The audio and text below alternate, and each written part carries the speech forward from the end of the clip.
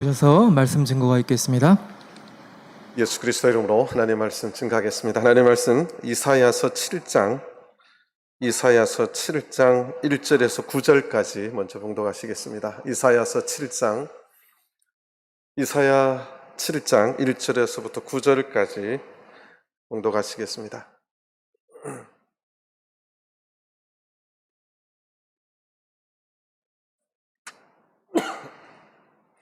이사야서 7장 1절에서부터 9절입니다. 우시아의 손자요 요담의 아들인 유다왕 아하스 때에 아람 왕 르신과 르말리아의 아들 이스라엘 왕 베가가 올라와서 예루살렘을 쳤으나 능히 이기지 못하니라. 혹이 다윗 집에 고하여 가로되 아람이 에브라임과 동맹하였다 하였으므로 왕의 마음과 그 백성의 마음이 살림이 바람의 흔들림같이 흔들렸더라. 때에 여호와께서 이사야에게 이르시되 너와 네 아들 스알야숲은 민못 수도 끝 세탁자의 밭 큰 길에 나가서 아하스를 만나 그에게 이르기를 너는 삼가며 종용하라. 아람 왕 르신과 르말리아의 아들이 심히 노하였지라도 연기나는 두 부직갱이 그루터기에 불과하니 두려워 말며 낙심치 말라. 아람과 에브라임 왕과 르말리아의 아들이 아들이 악한 꾀로 너를 대적하여 이르기를 우리가 올라가 유다를 쳐서 그들을 고나게 하고 우리를 위하여 그것을 파하고 다부엘의 아들을 그 중에 세워 왕을 삼자 하였으나 주 여호와의 말씀에 이 도모가 서지 못하며 이루지 못하리라. 대저 아람의 머리는 다메섹이요 다메섹의 머리는 르신이며 에브라임의 머리는 사마리아요 사마리아의 머리는 르말리아의 아들이라도 65년 내에 에브라임이 피하여 다시는 나라를 이루지 못하리라. 만일 너희가 믿지 아니하면 정령이 굳게 서지 못하리라 하셨다 할지니라. 아멘. 할렐루야. 예, 오늘 거룩한 안식일입니다. 오늘도 기억하시고 거룩히 지키기 위해서 주의 전에 나오신 모든 성도님들 하나님께서 은혜 주시고 하나님께서 복 주시기를 간절히 바랍니다. 또 오늘도 집에서 온라인으로 드리고 여러 곳에서 온라인으로 드리는 모든 성도님들에게도 하나님께서 은혜 주시고 축복해 주시기 바랍니다. 요즘 이제 이사야서를 좀 공부하고 있는데요. 제 개인적인 이사야서를 보면서 느끼는 점은 처음에 제가 이사야서를 볼 적에 이사야서에 중요한 말씀들이 많더라고요. 그래서 그 한 구절 한 구절을 암송도 많이 했는데 느낌은 참 어렵다는 느낌이 참 많이 들었었습니다. 근데 이제 이사야서를 제가 이제 성경을 한 60번 이상 이렇게 통독을 하면서 점점 느껴지는 것이 이사야서를 읽으면 제가 늘 놀랍니다. 왜냐하면 우리가 이제 어마어마한 대저택에 들어가면 없는 게 없이 다 있잖아요. 그리고 거기 하나의 물건마다도 다 의미가 있는 그런 집. 우리가 엄청난 영화를 보면 복선이라고 있어요. 복선이 뭐냐면 그냥 툭 던져진 대사 한마디가 결론에 가면 그 말이에요. 깜짝 놀래게 하는 복선들 한마디 한마디가 성경의 구석구석에 다 나타나는. 그래서 이사야를 보면 늘 정말 놀랍다. 이제 이 맥락을 이제 짚어지니까 이제 이사야서가 이제 맥락이 없이 읽으면 너무 이렇게 맥락을 못 짚고 읽으면 왔다 갔다 하는 것 같아서 이게 무슨 말인지를 잘 이해가 안 되는 것이 또 이사야서입니다. 이사야서는 전체 66장이 시로 적혀 있다고 되어 있는데 전체가 아니라 두 곳이 산문으로 기록이 되어 있는데 앞부분에 6장에서 8장까지가 산문으로 되어 있어요. 뒤에 36장에서 39장까지가 또 산문으로 되어 있는데 6장은 이사야 본인의 내가 어떻게 하나님의 부르심을 입었는가, 하나님의 부르심에 대한 그 소명 기사라 그러죠. 그거기 때문에 시로 적을 수가 없죠. 나에게 있었던 개인적인 일이니까. 그래서 이렇게 소설같이 수필같이 이렇게 적었고요. 7장은 이제 역사적인 기록입니다. 역사예요. 실제로 있었던 일을 기록을 하니까 이게 시로 적기가 어려웠는데 그게 이제 아하스 왕입니다. 그러니까 히스기야의 아버지 아하스 왕인데 악한 왕이었어요. 아하스 왕의 악한 것들이 참 성경에 열왕기 하와 역대 하에 기록이 되어 있는데 북이스라엘 왕들이 우상 섬겼던 거 다 섬기고 더하기 이 암몬 자손이 섬겼던 몰렉이라고 하는 신, 그러니까 자식들을 인신 제사를 드리는 거예요. 내가 복받기 위해서 내가 낳은 자식을 불에다가 이렇게 인신 제사를 드리는 거예요. 이게 이제 몰렉 신인데 사실 우리들에게도 조금 남아 있습니다. 뭐 이렇게 한다고 불 위에 이렇게 한번 이렇게 돌리잖아요. 이게 다 그런 영향이 있는 것들입니다.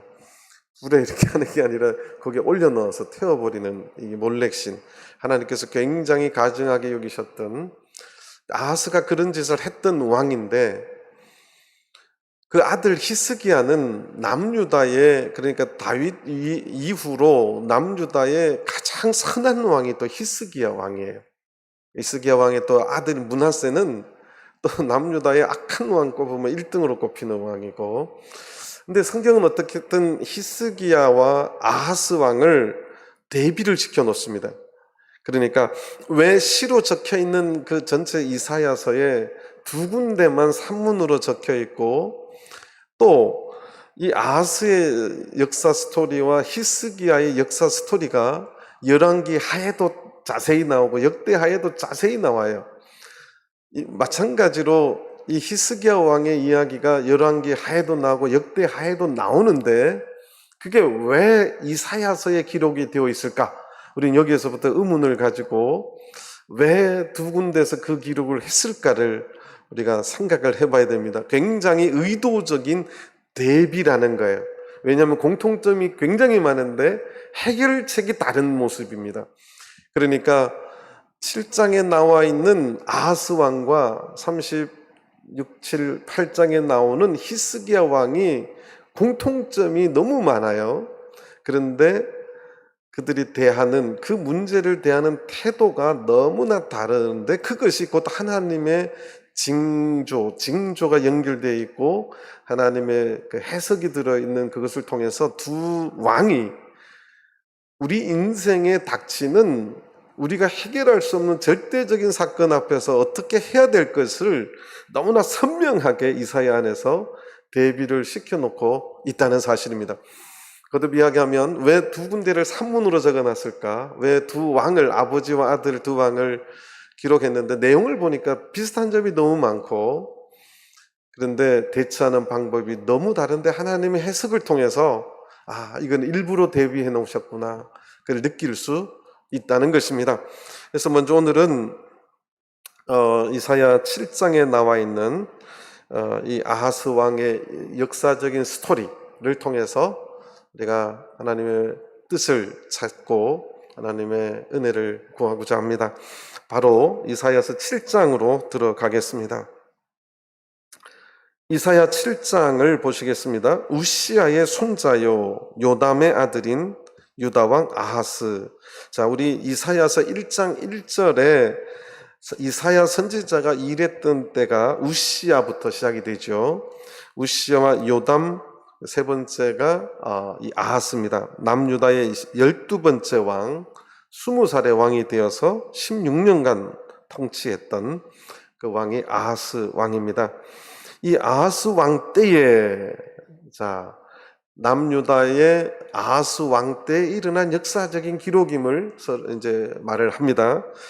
아람 왕 르신과 아람은 항상 이스라엘의 불편한 존재가 블레셋과 아람과 이집트와 이 암몬 쪽 이렇게 주변에 있는데요. 북쪽에 이 다메섹이 수도입니다. 이 아람 왕, 지금 시리아 땅인데요. 이 아람 왕의 르신이라고 하는 왕, 이 왕이 마지막 왕이긴 해요. 마지막 왕인데 이 르신과 르말리아의 아들 이스라엘 왕 베가, 이 베가는 북이스라엘의 18번째 왕이에요. 그러니까 마지막 왕이 19번째 왕 호세아 왕인데 호세아 왕 바로 직전의 왕이 베가 왕입니다. 쿠데타를 통해서 잠시 통치했던 왕이 베가인데, 성경은 이 베가를 어떻게 보면 진정으로 왕으로 인정하지 않습니다. 그래서 르말리아의 아들이라고 계속 호칭을 합니다. 어쨌든 이 북쪽에 있는 이 시리아 아람의 르신이라는 왕과 북이스라엘의 베가가 남쪽의 아하스 왕인 유다를 쳐들어와요. 그게 1절의 배경입니다. 르말리아 아들 이스라엘 왕 베가가 올라와서 예루살렘을 쳤으나 능히 이기지 못하니라. 자, 다메섹에 있는 이 아람하고 북이스라엘이 동맹을 해서 연합을 해서 남쪽의 아하스 왕을 쳐들어왔어요. 왜 쳐들어왔는지를 알아야 되잖아요. 지금 이사야서는 생략하고 있습니다. 그 배경은 뭐냐 하면 이사야 선지자가 선지 역할을 한 게 우시야 때부터인데, 우시야 때부터 국제적인 정세에 엄청난 변화가 생기는데 한 번도 있어 본 적이 없는 거대 제국이 일어나기 시작합니다. 그게 아수르예요. 그러니까 남쪽에 이집트라고 하는 큰 나라가는 옛날부터 있었는데, 북쪽에는 늘 열방이었어요. 뭐 이렇게 고만고만한 나라들이 자기 땅 차 이렇게 살았는데, 이 아수르라고 하는 이 사람들이 전쟁을 일으켜서 주변을 팽창하기 시작하고, 자꾸 이 아람도 먹으려고 그러고 북이스라엘도 먹으려고 그러고 남유다도 먹으려고 그러고, 그 이유는 이 서방 정책이에요. 이 아수르가 커지니까 이제 전쟁할 데가 어디밖에 안 남았냐면 이집트밖에 안 남은 거예요. 그래서 이집트까지 먹고 싶어서 내려오고 서쪽으로 오고 있는 상황이었습니다. 그러니까 북이스라엘 이제 아람이 입장에 되니까 이거를 방비를 해야 되겠는데, 힘을 합치면 좀 나을 것 같으니까 북이스라엘에게 손짓을 했어요. 원래 사이가 안 좋은데 더 큰 괴롭히는 사람이 있으니까 둘이가 이제 동맹을 한 거예요. 야, 우리가 지금 아수르라는 나라가 조금만 했는데 쟤들이 이제 커져가지고 자꾸 괴롭히니까 우리 동맹을 하자. 그래서 이제 아람하고 북이스라엘의 왕 베가가 동맹을 했어요. 그리고는 그 다음에 남쪽 유다의 이 아하스 왕에게 우리 동맹을 해서 우리도 같이 뭉쳐서 이 조그만한 세 나라가 뭉쳐서 아수르가 쳐들어왔을 때 서로 도와서 막자. 그랬는데 아하스가 거부를 합니다. 아하스가 거부를 해요. 왜냐하면 남쪽 유다의 입장에서 보면 사실 우리 한국하고 비슷합니다. 누구는 친미로 가야 된다, 아니다, 이렇게 그쪽으로만 올립하면 옆에 일본도 있고 옆에 중국도 있고 북에 러시아도 있는데 이 적당하게 잘해야 된다. 그러니까 남유다는 밑으로는 이집트가 연해 있어요.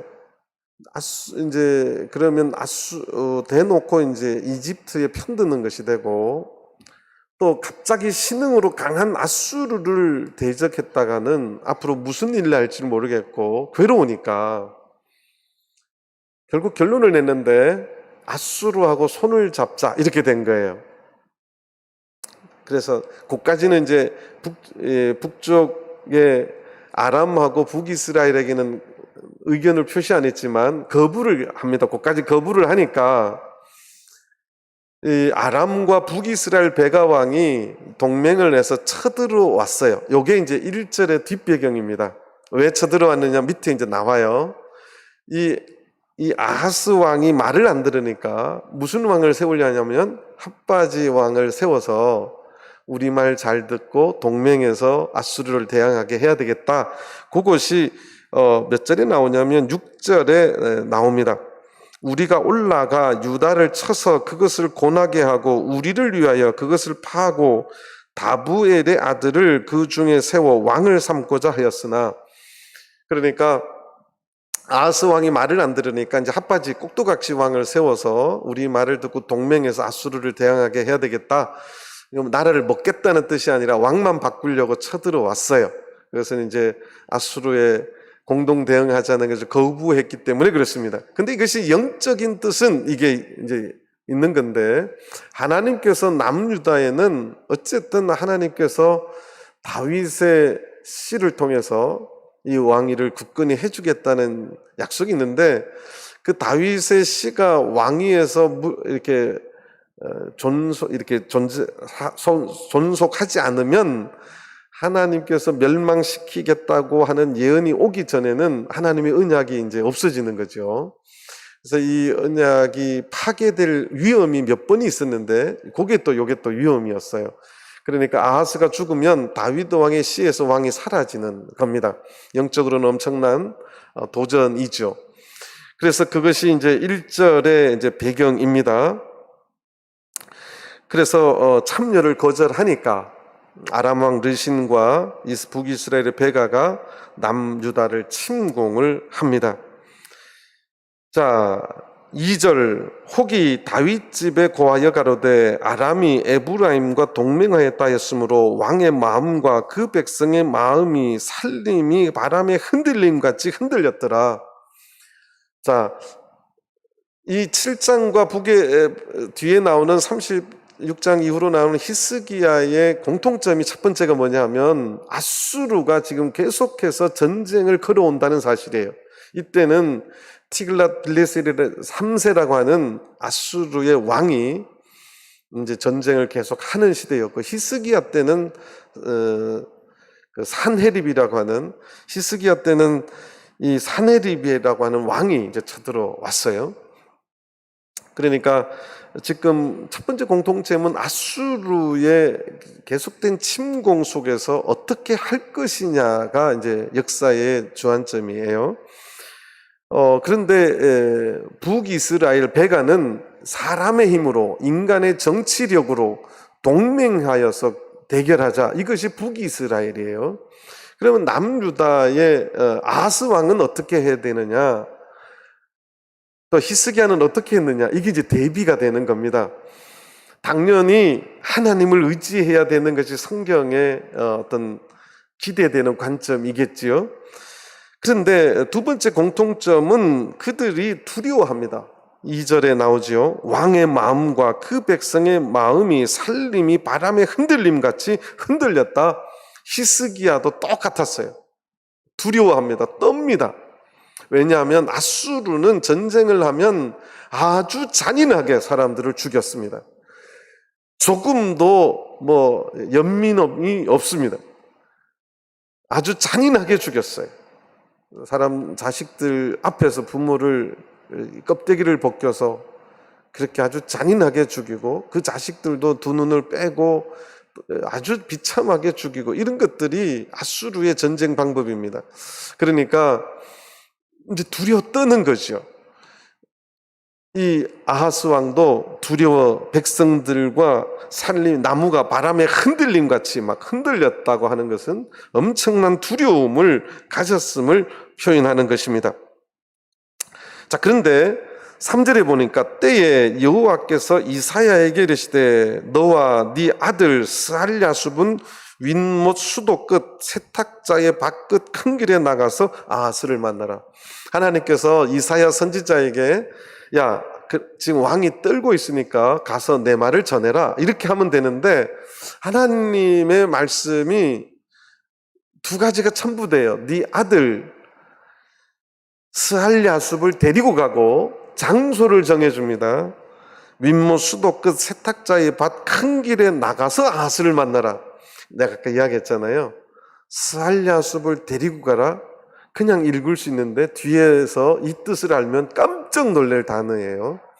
그 다음에 윗못 수도 끝 세탁자의 밭 큰 길도 장소인데 그냥 말한 게 아니라 굉장히 뒤에 가면 여기가 거기네, 이런 것을 느끼게 하는, 그러니까 이사야는 말 하나하나가 다 뒤에 가면 연결이 되는, 이게 이제 공통점이에요. 히스기야 왕도 똑같은 사건을 하나님께서 여기에서 만나게 합니다. 그런데 이 스알랴숲이 무슨 말이냐?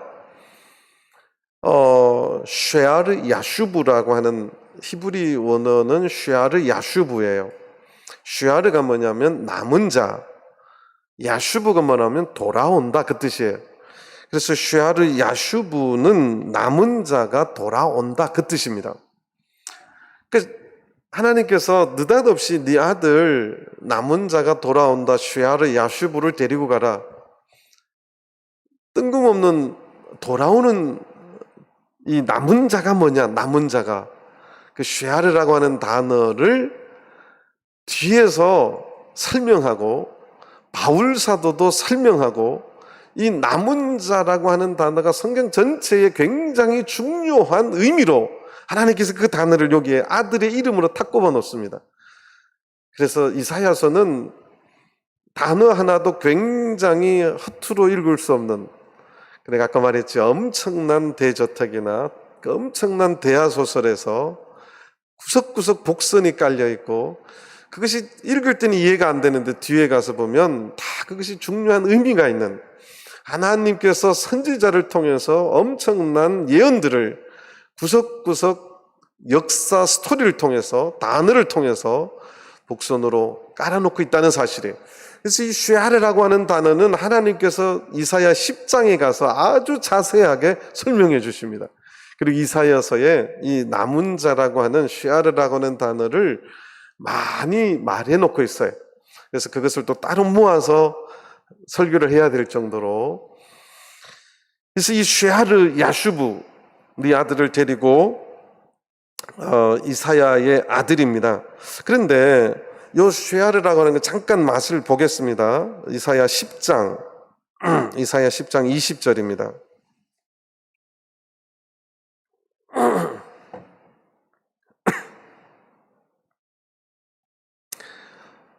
이사야 10장 20절, 그날에, 이 그날을 또 설명할 시간이 되니까 그냥 넘어가고요. 이스라엘의 남은 자, 이게 쉐아르예요. 하나님께서 복선을 깔아놓는 쉐아르를 10장에 와서 설명을 합니다. 이스라엘의 남은 자와 야곱 족속에 피난한 자들이 다시는 자기를 친 자를 의뢰치 아니하고, 남은 자 명사가 중요한 게 아니라 이 왜 남은 자여야 되느냐, 자기를 친 자들, 그러니까 북쪽의 아람이나 이스라엘의 베가나 아수르, 자기들을 친 자를 의뢰치 아니하고 이스라엘의 거룩하신 자 여호와를 진실이 의뢰하리니, 남은 자가 한 일이 뭐냐면 당시 세계 정세를 끌고 가는 강대국을 의지하는 것이 아니라 오직 거룩하신 자 여호와를 진실이 의뢰했기 때문에 그들이 남은 자라고 하나님 처음으로 말씀하십니다. 그러니까 이 쉐아르라고 하는 남은 자가 성경 전체에 처음으로 등장하는 데가 이사야 10장 바로 이 자리입니다. 20절인데 그 남은 자 쉐아르가 무슨 뜻이고 그들이 무슨 일을 할지를 하나님 그렇게 또 이사야를 통해서 말씀해 주십니다. 여호와를, 거룩하신 자 여호와를 진실이 신뢰하고 믿는 자들. 21절, 남은 자 곧 야곱의 남은 자가 능하신 하나님께로 돌아올 것이다. 능하신 하나님께로 돌아올 것이다. 이게 또 복선이에요. 22절, 이스라엘이여 내 백성이 바다의 모래 같을지라도 남은 자만 돌아오리니 넘치는 공의로 회멸이 작정되었습니다. 바다의 모래 같을지라도, 하나님의 네 백성이 바다의 모래 같을지라도 남은 자만 돌아올 것이다. 자, 이것을 바울 사도는 이렇게 인용했습니다. 로마서 9장 27절입니다. 로마서 9장 27절입니다. 로마서 9장 27절, 또 이사야가 이스라엘에 관하여 외치되 이스라엘 뭇자손의 수가 비록 바다의 모래 같을지라도, 나오지요? 바울 사도도 그 다음에 남은 자만 뭘 얻으리라? 구원을 얻으리라. 이사야는 남은 자만 돌아오리라. 바울 사도는 남은 자만 뭐하리라? 구원을 얻으리라. 이것도 설명하려면 좀 오래 넘어가겠습니다. 일단 거기까지. 바울 사도도 이 말씀을, 남은 자의 이 말씀을 굉장히 중요한 의미로 인용했듯이 이 남은 자는 굉장히 중요한 하나님이 주신 복선이 깔린 엄청난 중요한 단어입니다. 이 쉐아르라고 하는 말이.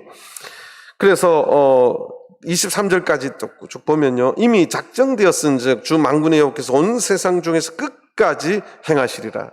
하나님께서 이 세상 만물의 역사를 끝까지 장악하고 주관하실 것이다. 너는 그걸 신뢰하라, 그 말입니다. 일단 다시 그러면 이사야 7장으로 돌아오겠습니다. 자꾸 이렇게 연결시키면 끝도 없습니다. 이 쉐아르 야슈브를 데리고 그렇게 만나라. 그 다음에 뭐라고 말씀하시느냐, 남은 자에 대해서는 묶어서 제가 또 따로 말씀을 좀 드리겠습니다. 4절, 그에게 이르기를 너는 삼가며 종용하라. 아람 왕 르신과 르말리아의 아들이 심히 노할지라도. 르말리아의 아들이 누구예요? 1절에서 나왔어요. 북이스라엘의 베가 왕이에요. 그러니까 18번째 왕. 제가 아까 말했죠, 왕이 왕 같지가 않으니까 성경은 베가 왕이라고 말 안 하고 르말리아의 아들이라고만 호칭합니다.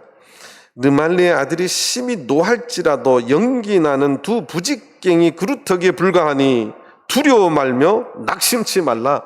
이게 오늘 제목입니다. 부직갱이가 뭐냐 하면 우리 젊은 친구들 모를 거예요. 옛날에 이제 아궁이에 불을 떼거나 이렇게 불을 뗄 적에 장작 큰 거를 넣기 이전에 또는 간단한 음식을 할 때는 뭐 이렇게 여러 가지 솔잎이며 뭐 이런 것들을 떼는데 이걸 손으로 밀어 넣으면 굉장히 뜨겁거든요. 그러니까 막대기 같은 거를 통해서 이렇게 밀어 넣습니다. 이게 이제 부직갱이에요. 이 부직갱이가 계속 쓰면 점점 짧아집니다. 왜 짧아지냐면 이 불에 넣으니까 부직갱이 그쪽 끝이 계속 타요. 그러니까 이제 짧아지는 거죠. 그러니까 아람 왕 르신과 북이스라엘의 베가가 너를 쳐들어와도 두려워하지 말라는 거예요. 아수르, 이거는 복선인데 아수르 왕도 두려워하지 말라는 거예요.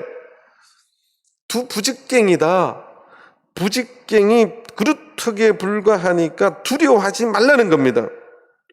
이것이 하나님께서 아하스 왕에게도 준 말씀이고 히스기야 왕에게도 준 하나님의 공통된 또 말씀이에요. 두려워하지 말라. 하나님만 의뢰하라. 그것이 하나님의 말씀이었어요. 지금 세계 정세는 엄청난 강한 것이 쳐들어와서 우리가 멸망당할 수 있는 엄청난 사건 앞에서 북이스라엘과 아람은 정신을 못 차리고 인간의 능력으로, 인간의 힘으로 그것을 동맹이라고 하는 방법을 통해서 대결하려고 하고 정신을 못 차리고 있는데, 하나님의 말씀은 두려워 말라, 낙심치 말라, 하나님만 의뢰하라. 이것이 하나님의 말씀이었어요. 하나님께서는 지금 그렇게 동맹에서 쳐들어오는 남유다보다 북이스라엘의 10지파가 연합한 나라입니다. 엄청난 큰 나라죠. 아람도 아주 전쟁을 잘하는 그런 나라예요. 이 두 나라가 쳐들어오면 얼마나 무섭겠어요? 근데 하나님은요, 두 부직갱이라는 거예요. 실제로 그렇게 됩니다. 2년 뒤에 르신도 죽고 북이스라엘도 곧 있다 망하지요. 그러니까 이 장작보다 못한 존재, 근데 어쨌든 베가도 죽고 르신도 죽어요. 둘 다 2년 만에 죽습니다. 2년 안에 죽어요. 하나님께서 두 부직갱이 같다는 말이 그대로 또 이루어지는 거지요. 하나님께서 두려워 말라, 낙심치 말라. 5절 보시겠습니다. 아람과 에브라임 왕과 르말리아의 아들이 악한 꾀로 너를 대적하여 이르기를. 아람, 에브라임은 제가 늘 이야기하지만 하나님이나 선지자들이 북이스라엘을 좋게 호칭하는 게 아니라 나쁘게 호칭할 때 늘 쓰는 것이 에브라임입니다. 북이스라엘을 대표하는 지파가 또 에브라임이기 때문에, 그래서 아람과 북이스라엘 에브라임 왕 르말라의 아들이 이 베가를 말하죠. 꾀한 악한 꾀로 너를 대적하여 이르기를. 6절, 우리가 올라가 유다를 쳐서 그것을 고나게 하고 우리를 위하여 그것을 파하고 다부엘의 아들을 그 중에서 왕을 삼고자 하였으나, 그들이 그렇게 도모하고 그들이 그렇게 악한 꾀를 냈음에도 불구하고 7절에 보면 주 여호와의 말씀에 이 도모가 서지 못하며 이루지 못할 것이다. 하나님께서는 나를 신뢰하고 믿으라 그러면 그들이 어떤 세상의 꾀, 인간의 꾀, 정치적인 꾀를 내서 한다 할지라도 그 도모가 서지 못하고 이루지 못할 것이다. 그렇게 말씀합니다. 아하스는요, 인간의 눈으로 보면 굉장히 똑똑한 왕이었어요. 머리가 비상했어요. 밑에는 예굽이 있죠. 위에는 신흥국가 아수르가 일어나죠. 북쪽에 큰 두 쳐들어왔는데 내가 여기서 붙어서 아수르를 대적해야지 살아남을까? 이집트를 의지해 살아남을까? 어떻게 할까 하다 결론은 아수르가 너무너무나 큰 힘으로 커오니까 거기 붙은 거예요. 우리나라도 어느 나라를 지금 끝까지 붙어 있잖아요. 그쪽에 붙어야 된다고 말하고 있지 않습니까? 그것만이 살 길처럼. 그래서 이 아하스는 그렇게 붙은 거예요. 이것이 열왕기하 16장에 나옵니다. 요거는 조금 자세히 볼 필요가 있어서 열왕기하 16장을 잠깐 보시겠습니다.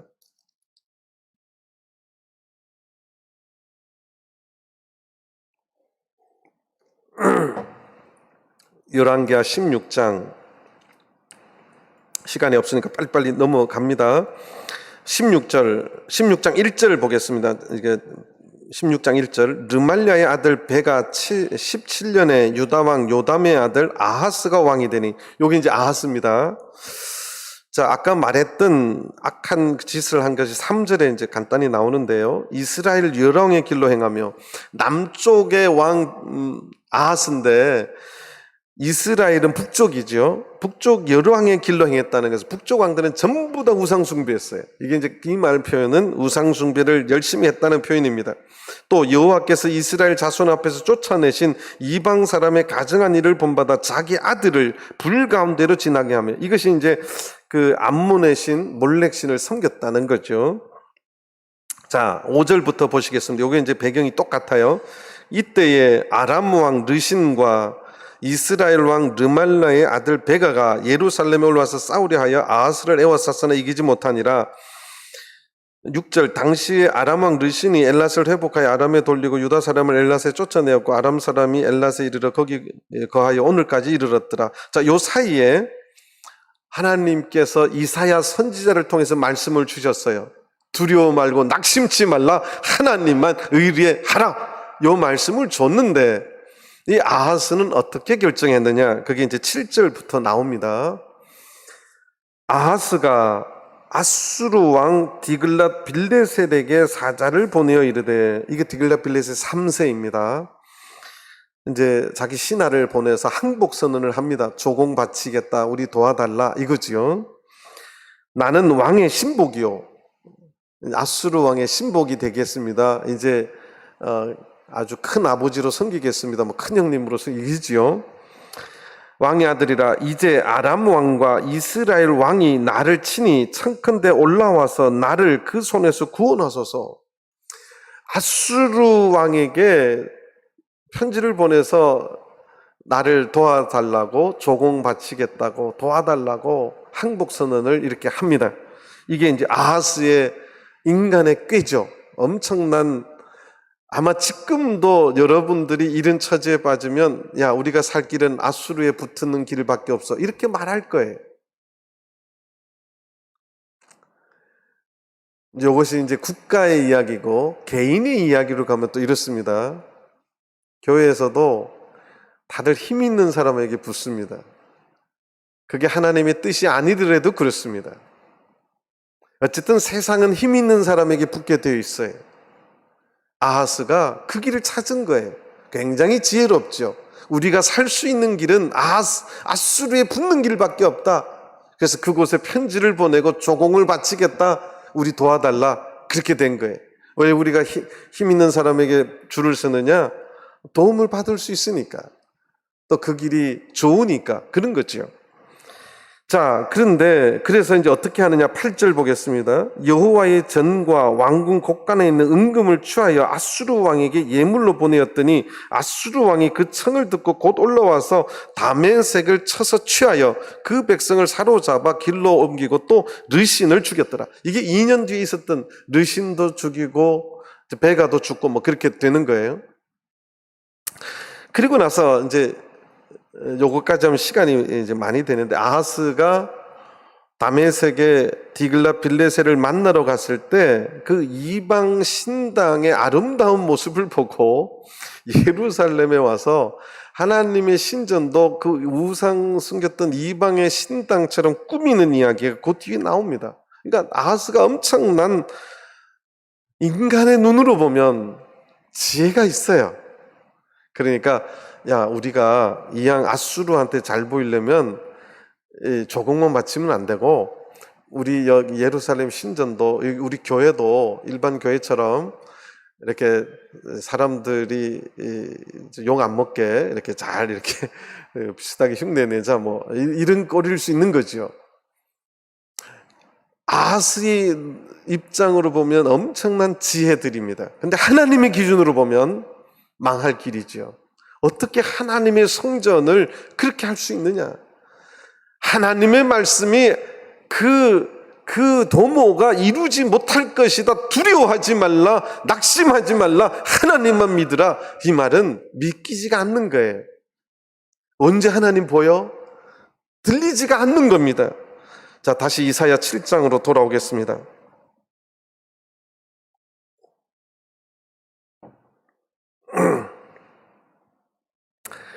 순서가 그렇습니다. 그래서 도와달라, 못 도와주겠다.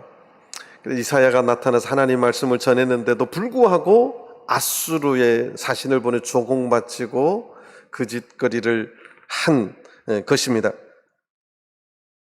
자, 그런데 뒤에 스토리를 좀 보겠습니다. 8절입니다. 대저 아람의 수도는, 머리는, 대저 아람의 머리는 다메섹이요, 다메섹의 머리는 르신이며, 에브라임의, 북이스라엘을 말하죠. 에브라임의 머리는 사마리아요, 수도가 사마리아고요. 사마리아의 머리는 르말리아의 아들 베가일지라도 65년 내에 에브라임이 패하여 다시는 나라를 이루지 못하리라. 65년 뒤에 무슨 일이 있었냐면요, 아수르가 북이스라엘을 멸망시키고 전 세계 열방의 남자들을 이 사마리아 땅에 뿌려서 사마리아가 나라 꼴이 안 되게 만든 게 65년 뒤에 일어난 일이에요. 이 예언대로 그대로 됩니다. 에브라임이,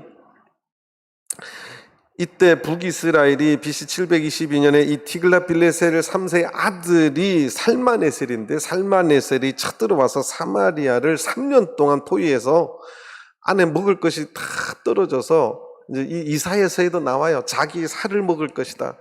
자식 삶아 먹고 나중에는 자기 살까지 뜯어 먹을 정도로까지 비참하게 그렇게 멸망을 당합니다. 자, 넘어가겠습니다. 그 다음에 9절 뒤에 만일 너희가 믿지 아니하면 정령이 굳게 서지 못하리라 하셨다 할지니라. 하나님의 말씀, 너희가 하나님을 믿지 아니하면, 하나님 말씀을 믿지 아니하면 정령이 굳게 서지 못할 것이다.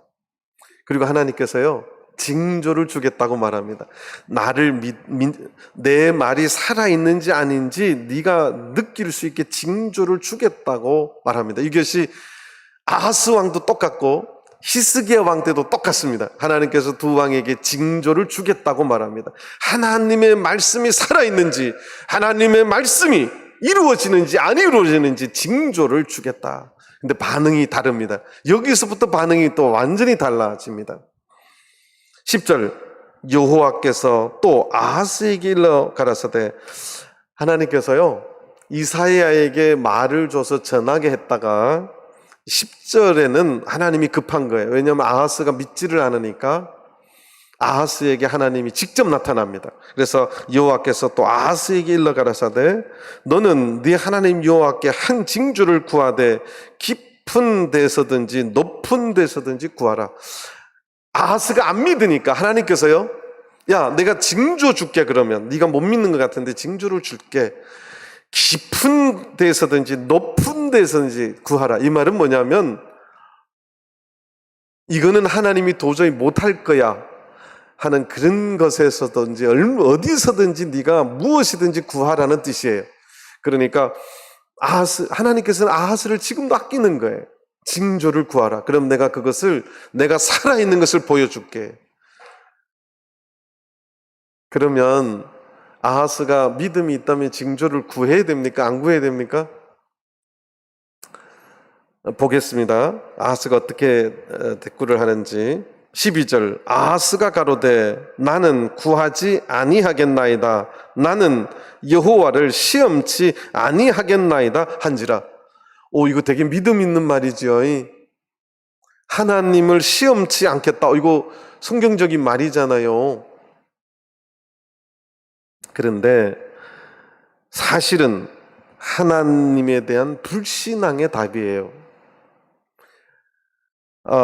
하나님의 구원의 약속을 난 못 믿겠다는 뜻입니다. 그러니까 보이는 강대국 아수르를 의지하겠다, 세상 왕을 의지하겠다, 보이지 않는 하나님 의지하지 않겠다, 이 선언입니다. 지금 우리가 죽는 것은 신앙의 문제가 아니라 세상의 힘의 문제고 이 정치의 문제지, 나 하나님 시험하지 않겠다, 나는 아수르 왕 의지하는 이거 그냥 끝까지 밀고 가겠다, 하나님 의지하지 않고 내 방법대로 그렇게 이 문제 해결해 보겠다, 그것이 아하스 왕의 선언입니다. 하나님에 대한 불신앙이고 어떻게 보면 하나님을 업신여기는 거지요. 오늘날 마찬가지, 우리 인생의 문제에 내가 도저히 해결할 수 없는 어려운 문제, 내 인생의 절대절명의 문제 앞에서 우리는 항상 하나님이 뒤에 가 있습니다. 그거를 풀어줄 가장 큰 힘 센 데가 어딘가, 그걸 찾는 거지요. 그쪽에 붙으려고 하는 거지요. 지금 아하스가 그 선언을 하는 것입니다. 나는 구하지도 않겠다는 거예요. 내 꾀로 지금 힘 있는 아수르에 붙으면 해결될 텐데 무슨 신앙적인 문제냐? 이 뒤에는 아까 말씀드렸잖아요.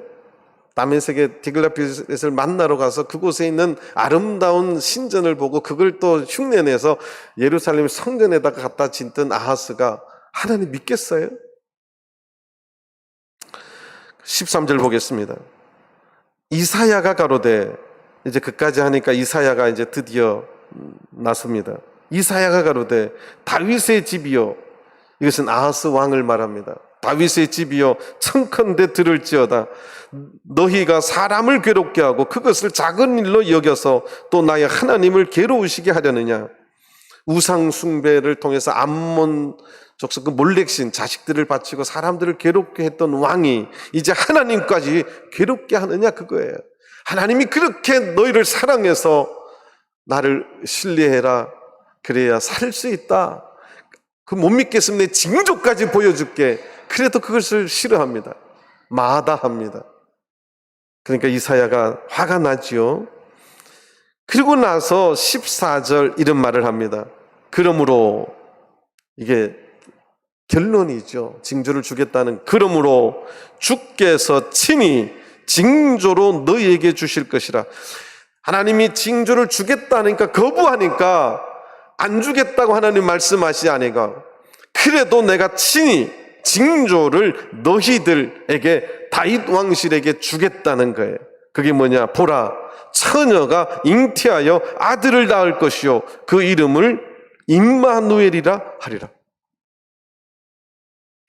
우리 이사야 7장 14절은 메시아 탄생 예언으로 동정녀 탄생, 이사야서에 메시아에 대한 예언이 많이 나옵니다. 그런데 이제 최초로 나온 게 이 예언이에요. 처녀가 잉태하여 아들을 낳을 것이요. 처녀가 어떻게 잉태합니까?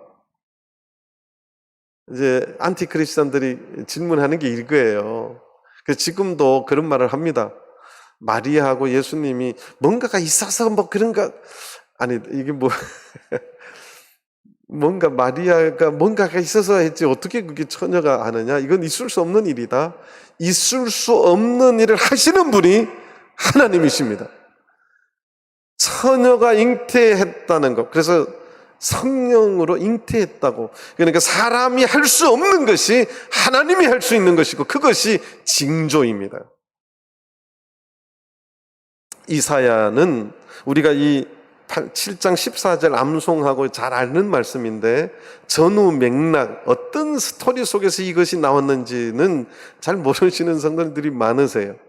그러니까 아하스가 징조를 하나님께서 주겠다는데 거부할 때 하나님께서 그래, 그러면 내가 일방적으로 친히 너희들에게 징조를 주겠다. 처녀가 잉태하여 아들을 낳을 것이고 그 이름을 임마누엘이라 하리라. 임마누엘의 뜻이 요 단어 하나하나가 다 또 복선입니다. 임마누엘, 하나님이 우리와 함께 하신다. 징조가 뭐냐? 처녀가 잉태하여 아들을 낳을 것이다. 메시아가 올 것이다라는 것을 하나님이 이사야 선지자를 통해서 최초로 말씀해 주시고, 그 뜻은 하나님이 우리와 함께 하신다. 너희들이 그렇게 해도 하나님은 반드시 우리와 함께 하실 것이다. 이것을 징조로 던져줍니다. 아하스가 하나님의 말씀을 신뢰하지 아니하고 하나님의 살아계심을 신뢰하지 않지만 하나님께서는 그렇게 징조를 던져준 것이 이 14절의 말씀입니다. 이것이 엄청난 내용이에요. 이사야서에 이제 남은 자들이 누구를 통해서 구원받느냐? 주의 종, 여호와의 종을 통해서 구원을 얻는데, 그것이 바로 여호와의 종이 누구냐? 바로 이 처녀가 잉태하여 아들을 낳을 것이다. 이 아들을 통해서, 그러니까 아주 복잡하게 스토리가 복선이 깔려 있어요. 처녀가 잉태한 아들이 누구냐? 뒤에 또 설명이 나오는 거죠. 그 뜻은 뭐냐? 하나님은 반드시 우리와 함께 하신다. 아수르는 부직갱이다. 걔네들도 결국 멸망할 것이다. 그것이 10장에 또 나옵니다. 10장 잠깐 보겠습니다. 시간이 없어서 좀 빨리빨리 찾겠습니다. 10장 5절부터 필요한 말씀만 찾아서 따로따로 읽겠습니다. 10장 5절입니다. 화 있을진저 아수르 사람이여, 그는 나의 진노의 막대기요, 그 손의 몽둥이는 나의 분한이라. 그러니까 하나님께서 이사야 선지자를 통해서 이 남유다에게 말씀을 주세요. 너네들 아수르 그렇게 두려워했지, 아수르를 그렇게 무서워했지. 아수르는 나의 진노의 막대기일 뿐이고, 내가 북이스라엘 이 주변의 나라, 또 북이스라엘을 심판하는 도구일 뿐이야. 그것을 선언합니다. 12절 보겠습니다.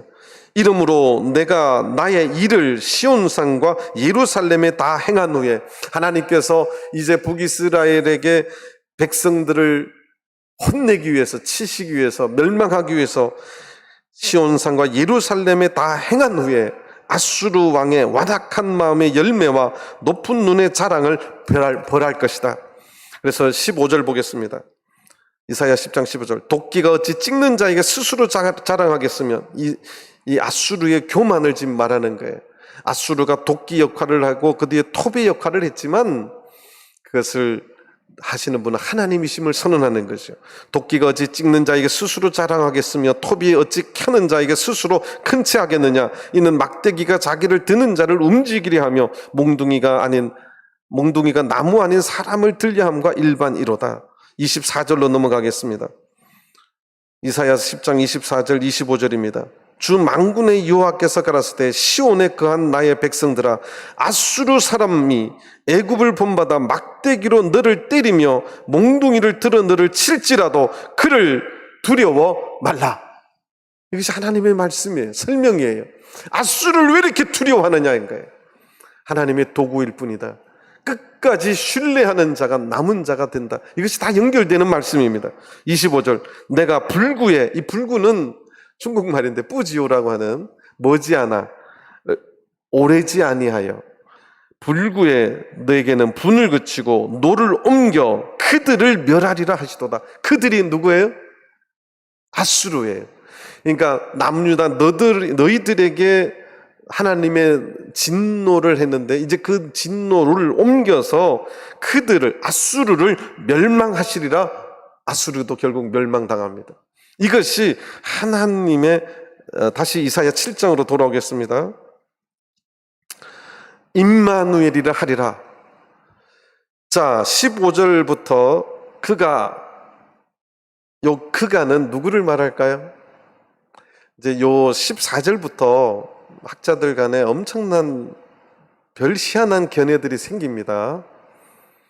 처녀가 무슨 아들을 낳냐, 이제 자유주의 신학자들이 말하는 거예요. 그래서 이거 웃기는 이야기다. 그래서 이건 이사야의 아들이다. 막 이렇게 말하는 학자들이 많습니다.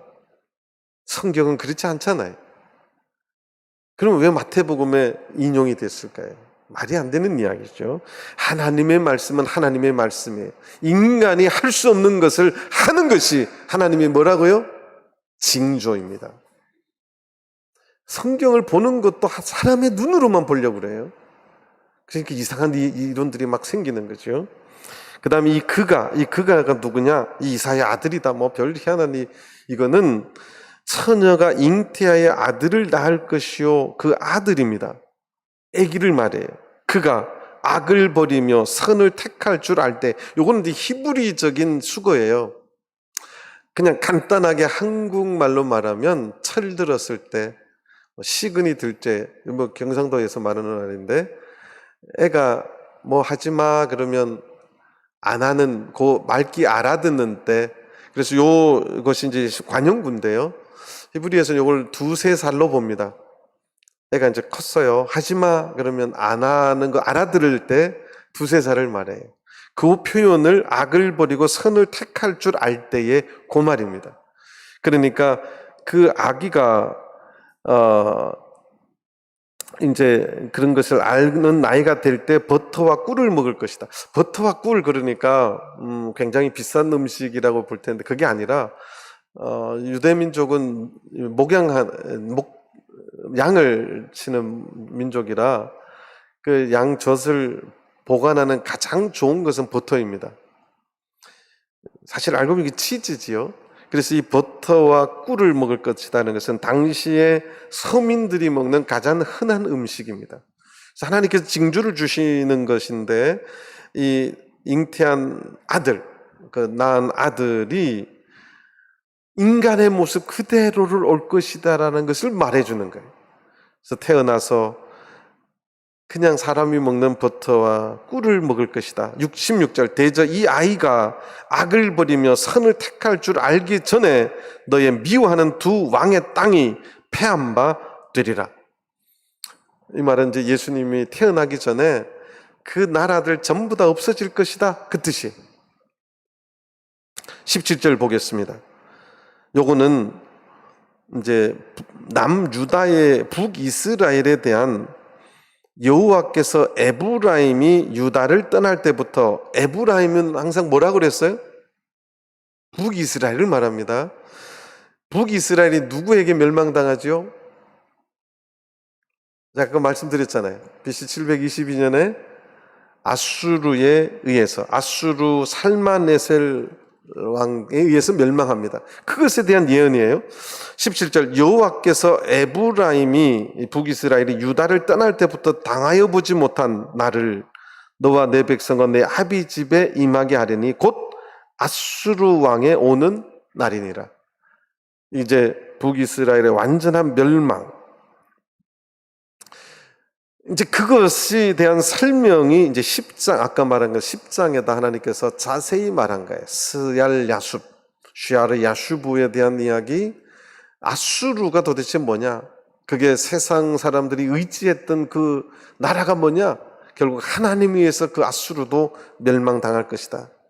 너네들이 신뢰하고 믿어야 될 것이 누구냐? 하나님밖에 없음을. 그리고 하나님께서 이미 이 7장의 메시아 예언은 이사야 이후에 거의 800년 뒤에 예수님의 탄생으로 성취가 됩니다. 그러니까 이사야는 구석구석 하나님께서 여러 가지 것들을 숨겨놓는데 그런 것들이 다 이루어지고 그것이 연결이 되고 꼬리에 꼬리를 물고 단어 하나하나도 굉장히 중요한 의미를 가지는 것이 이사야 말씀입니다. 그래서 이사야 오늘 7장을 봤는데요. 큰 그림을 보면 이사야의 산문으로 된 두 군데, 그 두 군데 공통 역사가 기록되어 있고 아하스와 그 아들 히스기야 왕이 있는데 그 공통 내용의 스토리가 또 똑같이 아수르의 침공에 대해서 두 왕이 어떻게 대처했는가. 아하스 왕은 철저하게 세상의 힘을 의지하고 권력을 의지하고 인간의 방법대로 해결을 했을 때 어떻게 되었는가? 2년 안에 다 멸망당하고 죽고 이 아하스도 결국 불행하게 하나님 앞에 악한 왕으로 취임받는. 우리가 이제 오후에 듣는 히스기야 왕은 어떻게 했는지 그걸 통해서 이사야가 명백하게 두 왕을 대비하면 우리 오늘날 성도들에게 어떻게 살아야 될 것인가.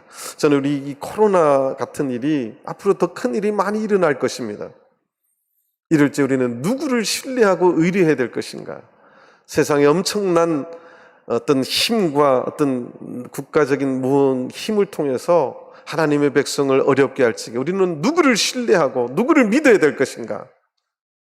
이것을 우리들에게 똑똑히 보여주는 게 지금 이사야서에 대비되는 두 나라의 스토리입니다. 저는 우리 전주교회 모든 성도님들이 이 내용을 전부 다 우리가 상세히 알고 분명하게 깨달아야 될 것은 어떠한 공포와 어려움이 있을지라도 누구만 신뢰해야 된다고요? 하나님을 신뢰하고 믿고 나가는 저와 여러분들 되기를 간절히 바랍니다. 다 같이 묵도하시겠습니다.